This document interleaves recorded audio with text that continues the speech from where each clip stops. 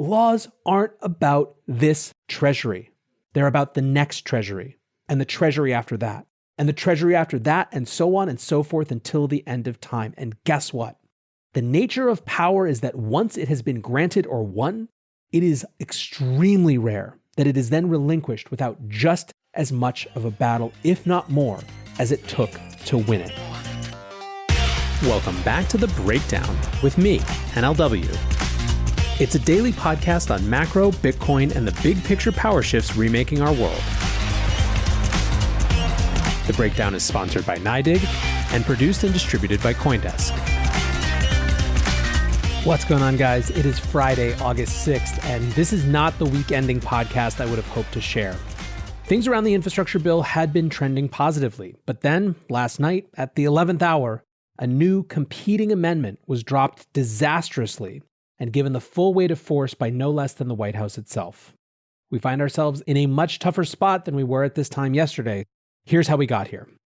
Last week, a last-minute provision was added to the infrastructure bill that would change tax reporting requirements in crypto by effectively reclassifying every actor and entity involved in crypto transactions, even and especially perhaps non-custodial actors like miners and validators, as brokers responsible for sending customer information to the IRS. The problem is that miners and validators don't have access to any customer information, so by operating at all, they would be operating illegally. The goal of the provision was to get $28 billion in tax revenue that could go to offset the cost of the bill, that number coming from the opaque black box estimates of the Joint Committee on Taxation.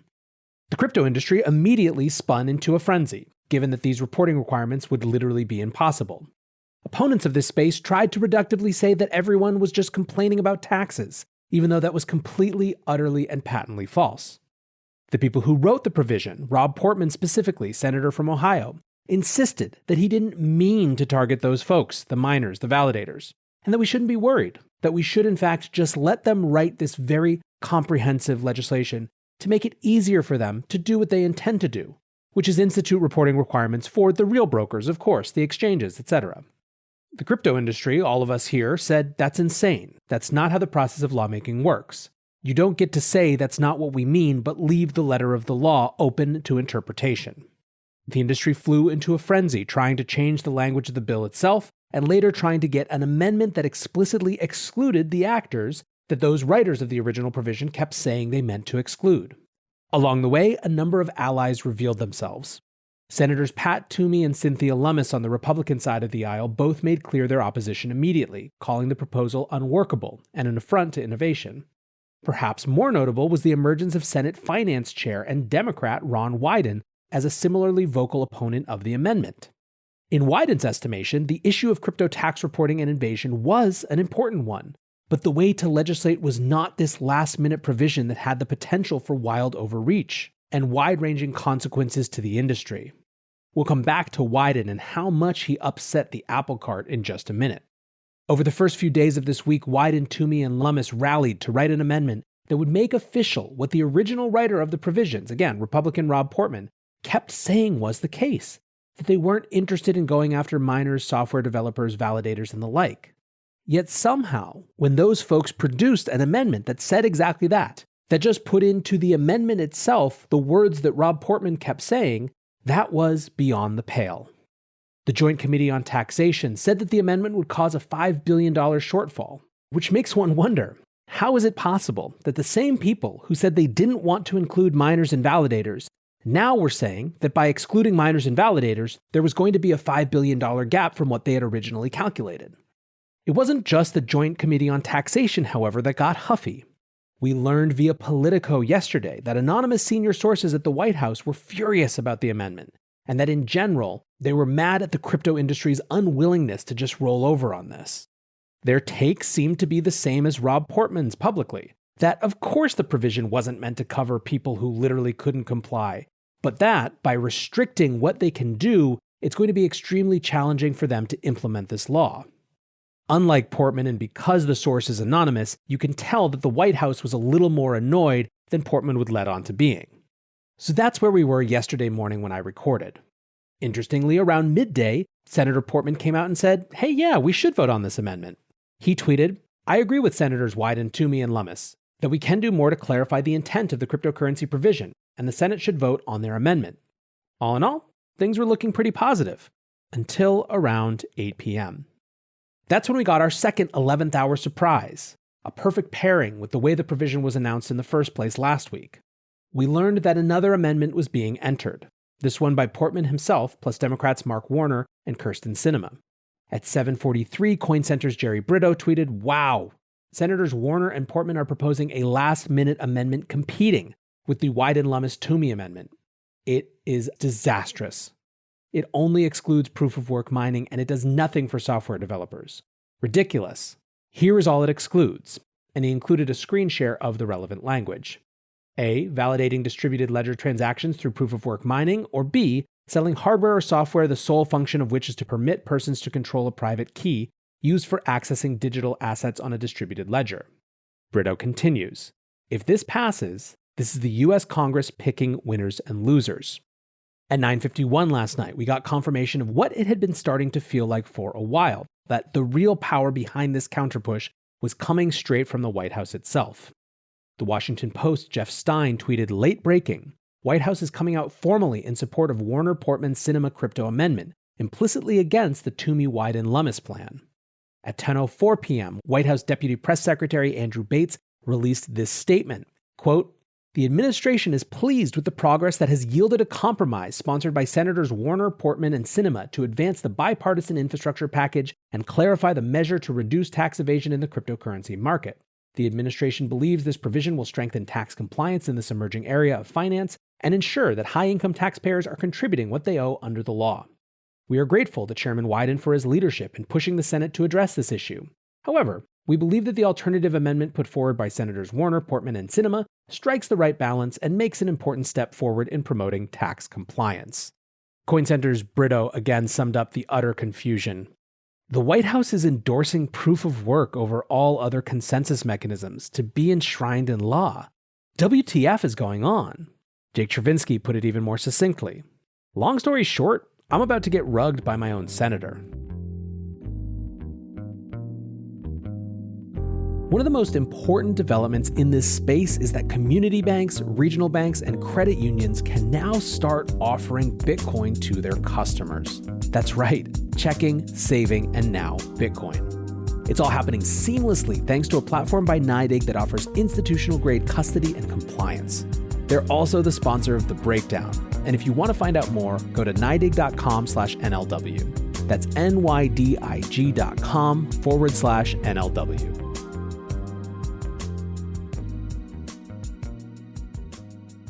The White House's involvement was further confirmed in the morning by the Washington Post. As they reported, the pressure had come all the way up from Treasury Secretary Janet Yellen herself. She apparently had spent the last 2 days lobbying directly, including talking directly with Ron Wyden. Clearly, someone is still salty about that Buy Bitcoin photo. Jake Chervinsky tweeted further on this, saying, "Word in DC is that this whole thing was Treasury's idea.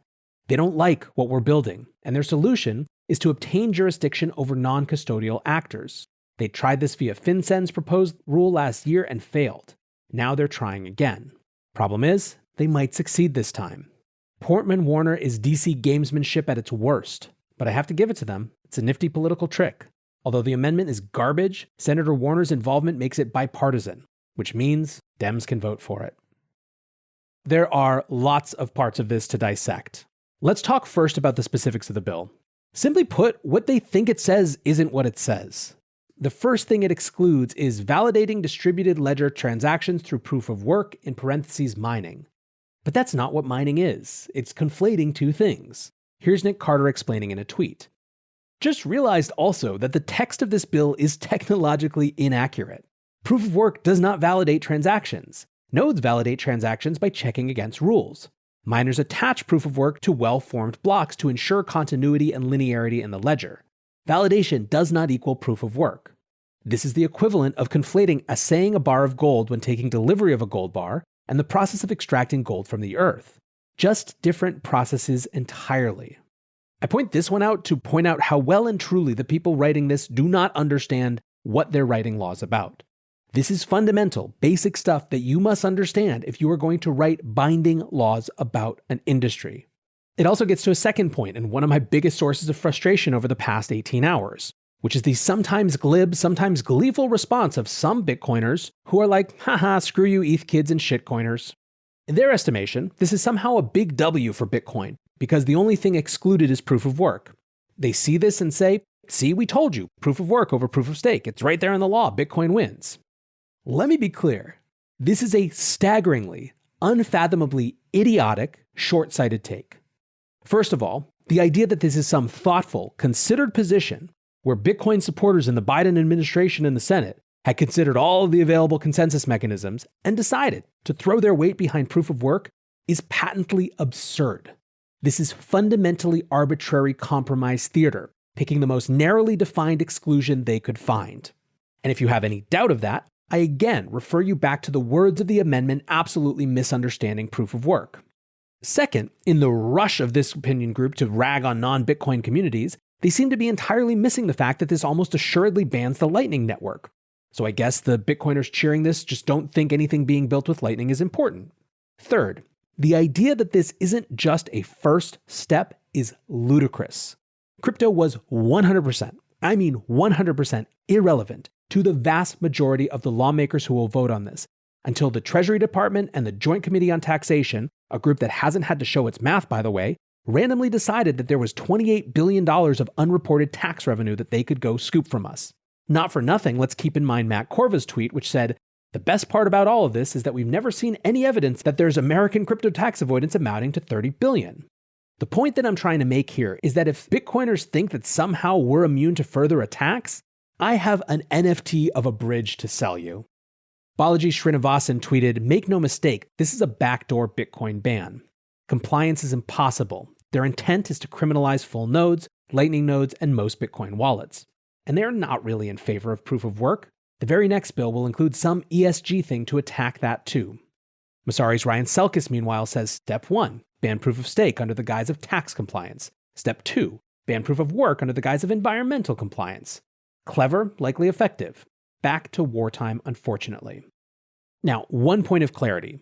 There are some Bitcoiners who are not as stressed because A, they believe that no matter what happens, Bitcoin will continue on, and that B, what matters really is Bitcoin's use in places far outside of the US, where what matters is that the network continues to offer them refuge from their local monetary regimes. My critique is not with this group, and in fact, I think they're an important reminder who can help balance the intensity of this moment with a longer and more broad perspective. There are others who find all of this wholly unsurprising, who have made the determination that government is beyond saving, so screw you, I'm not going to call my senator. I don't wholly agree with this perspective, but I respect it. Bitcoin represents an opt-out for many, and that necessarily means that they're not going to be lining up for a political battle with terms set by the US government. What I'm reacting to are those who are using their Twitter pulpits to cheer this as a victory over non-Bitcoin assets, or who are glibly saying, see, of course Bitcoin is fine, they chose proof of work. Those takes are simply nonsense, ignorant of the reality of what's going on. But ultimately, of course, my beef isn't with any of my fellow Bitcoiners, even the ones whose behavior I don't love at the moment. My real critique is with a horribly broken political system. Here's the tweet that sums everything up for me. It's from Neeraj at Coin Center. Making incredibly consequential technology policy through a last-minute tax amendment on a must-pass bill is insanity. The process itself is what's so broken. Can you imagine an entire industry effectively outlawed with no debate because some senior staffers wrote an impossible provision in a completely disconnected law and shoved it in at the last moment? That is truly insane. It makes one ask, if this is happening here, what the hell is happening in every other big omnibus bill? I'm also frankly shocked at how many people I have seen say that we should chill out because we can trust the Treasury not to abuse the power it's granting itself. Harvard professor and quintessential blue checkmark Jason Furman says, the belief that this would lead to onerous information reporting requirements having nothing to do with the above, like on minors. This isn't how the Treasury operates. They don't try to squeeze blood from stones. They just wouldn't do this. What world does someone live in where they just wouldn't do this is a rational way to look at how laws are made? Laws aren't about who writes them. They're about who interprets them. Even if he's correct about this Treasury, which, given how aggressively they're pursuing this, I don't think there's any goddamn reason in the world to think he is. Laws aren't about this treasury. They're about the next treasury and the treasury after that and the treasury after that and so on and so forth until the end of time. And guess what? The nature of power is that once it has been granted or won, it is extremely rare that it is then relinquished without just as much of a battle, if not more, as it took to win it. So, where do we go from here? Well, there are a few perspectives. First, the nature of crypto is to iterate faster than regulators. I've seen a number of people say they'll design proof of work into their protocols faster than the law can be implemented, and I believe them. Others pointed that validation will simply move offshore, and there is definitely something to the idea that crypto is like the water, filling in all the cracks, making it extraordinarily difficult ultimately to regulate. Second, let's not forget that this is not done yet. The Senate has adjourned until Saturday, which means call your senators today. If you need help with that, look up Fight for the Future on Twitter. They have a service that will help you get to your senator. Third, something that should be calming. This is a law that won't go into effect until the earliest 2023. That means there's still a ton of time to challenge this even if it does pass, both in Congress, which has to ratify it, and then through other forms of legal challenge as well. Fourth, let's take a moment to recognize the surprising, especially to the powers that be, amount of pressure this crypto industry has already exerted. From everything we're seeing, the Treasury and its allies were completely unprepared for how much pushback there was going to be.